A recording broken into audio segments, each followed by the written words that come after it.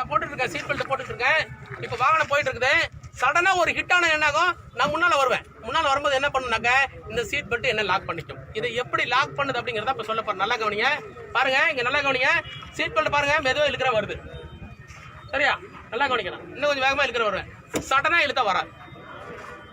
சடனா இழுத்தா வராது. இங்க ஒரு மெக்கானிசம் இருக்குது. இந்த மெக்கானிசம் வந்து ஒரு நர்லிங் மாதிரி இருக்கும், ஒரு ஒரு கியர் வீல் மாதிரி இருக்கும். அந்த கியர் வீல்ல போய் வேகமா இழுத்தா சிக்கிக்கும். மெதுவா எழுதிங்கன்னா அப்படி சுத்தி வரும், மெதுவா எழுதிங்கன்னா வரும். ஆனா வேகமா எழுத என்ன ஆகும்? போய் சிக்கிக்கும், சிக்கிக்கிட்டு வராது. சரி, இது இப்படி பிடிச்சிக்கிச்சுன்னா நான் இறந்து போயிருவேன். இது இப்படி டைட்டா பிடிச்சிக்குது. இப்படி பிடிச்சிக்கிச்சுன்னா இதுக்கப்புறம் என்னால அந்தாண்ட வர முடியாது, மூச்சே விட முடியாது, இறந்து போயிருவேன். அப்படி ஆகுமானா? ஆகாது. என்ன ஆகும் அப்படின்னாக்க, உங்களுக்கு விபத்தின் போது ஒரு வாகனம் 4 இருந்து 12 முறை அதிரும். அந்த அதிர்வு வரும்போது ஒரு ஹிட் வருதுல்ல, அப்போ வந்து இந்த சீட் பெல்ட்டை பிடிக்கும். அதிர் விட்டோன்னு போயிடும், பிடிக்கும், போயிடும், பிடிக்கும், போயிடும். 8 முறை அதிர்ந்தால் 8 முறை பிடிக்கும், 9வது முறை சீட் பெல்ட் விட்டுரும். புரியுதா என்ன சொல்றேன்? என்ன சொல்ற புரியுதா? அப்ப வண்டி நிக்கும் போது சீட் பெல்ட் என்ன இருக்கும்? ரிலீஸ் ஆயிடும். அப்ப நம்ம என்ன பண்ணலாம்? பட்டனை ஓபன் பண்ணிட்டு வெளியே வந்துடலாம். இந்த சீட் பெல்ட் இருந்தால் மட்டுமே நம் வாகனம் 10 முறை உருண்டா கூட நமக்கு ஒண்ணுமே ஆகாது. 10 முறை ஒரு வாகனம் உருண்டுது அப்படின்னாக்க ரோல் ஓவர் ஆகுதுன்னா அவர் கிட்டத்தட்ட 40 முறை அடிபடுவார். எப்படின்னு தெரியுதா? 4 பக்கம், ரைட்ல ஒரு அடி, மேல ஒரு அடி, லெப்ட்ல ஒரு அடி, கீழே ஒரு அடி.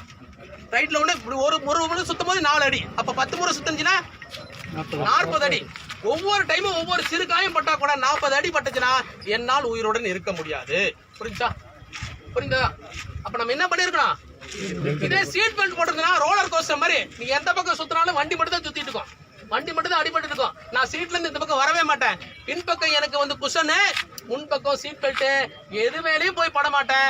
விபத்து முடிஞ்சதுக்கு அப்புறம், வாகனம் நின்றதுக்கு அப்புறம் சீட் பெல்ட் கட்டிட்டு வெளியே வரும். புரிஞ்சுச்சா? புரிஞ்சுதா? சீட் பெல்ட்டோட கான்செப்ட் தெரிஞ்சிருச்சா? இத்தனை நாள் நமக்கு தெரியாது. இன்னும் பலர் நினைச்சிட்டு இருக்கிறாங்க ஃப்ரண்ட்ல இருக்கிறவங்க மட்டும் சீட் பெல்ட் போட்டா போதும், ரியர்ல இருக்கிறவங்க தவிர. ஆனால் சரியா, ஆஸ் பர் அதாவது ரெக்கார்டு படி பின்னால இருக்கிறவங்களுக்கு அதிக விபத்து ஏற்படும், அதிக காயம் ஏற்படும். எவ்வளவு அப்படின்னாக்க பாருங்க, WHO சொல்லுது முன்பக்கம் இருப்பவருக்கு 40%, பின்பக்கம் இருக்கிறவருக்கு 70%. யாருக்கு அதிகம்? ஏன் அவங்களுக்கு அதிகம் அப்படின்னு கேட்டா அதுக்கு ப்ரூஃப் இருக்கு. ஏன் அப்படின்னாக்க, நான் இந்த டிரைவிங் சீட்ல இருக்கிறவரு அடிபடும் போது ஒரு அடியிலே போய் அவரோட ஒரு பாயிண்ட் போய் டச் பண்ணிடுறாரு. அது ஸ்டேரிங்கோ கண்ணாடி, ஒரு அடியிலிருந்து 2 அடியிலே. ஆனா பின்பக்கம் இருக்கிறவரு 5 அடி தூரம் வந்து இதை சந்திக்கணும். அப்போ ஃபோர்ஸ் இன்டு டிஸ்டன்ஸ், எல்லாத்துக்கும் ஒரே ஃபோர்ஸ் தான், ஆனா டிஸ்டன்ஸ் மாறுபடுது. அப்போ அவரோட அடி